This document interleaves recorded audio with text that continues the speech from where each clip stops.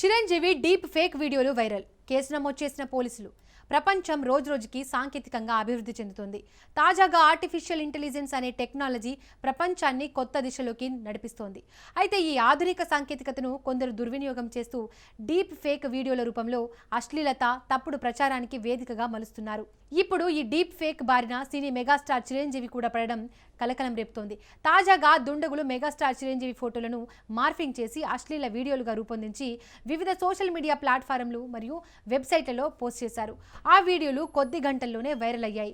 ఈ విషయం తెలిసిన చిరంజీవి వెంటనే హైదరాబాద్ సిపి విసి సజ్జనార్కు ఫిర్యాదు చేశారు. అనంతరం కోర్టును కూడా ఆశ్రయించగా న్యాయస్థానం ఆదేశాల మేరకు సైబర్ క్రైమ్ పోలీసులు కేసు నమోదు చేసి దర్యాప్తు ప్రారంభించారు.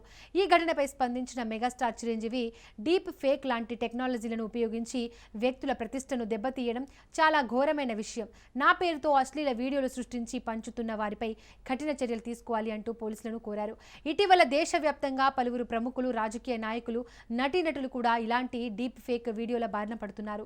ఈ సాంకేతిక దుర్వినియోగంపై సైబర్ సెక్యూరిటీ నిపుణులు తీవ్ర ఆందోళన వ్యక్తం చేస్తున్నారు. ఏఐ టెక్నాలజీ ఉపయోగంపై కఠిన నియంత్రణలు అవసరమని సూచిస్తున్నారు.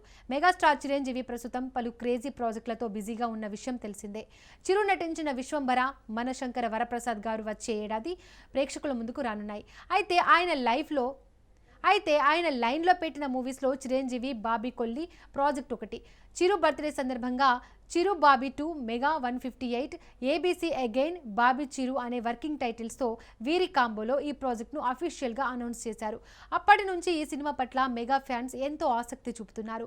వాల్తేర్ వీరయ్య వంటి సక్సెస్ఫుల్ మూవీ తర్వాత మరో బ్లాక్ బస్టర్ గ్యారంటీ అని అందరూ విశ్వసిస్తున్నారు.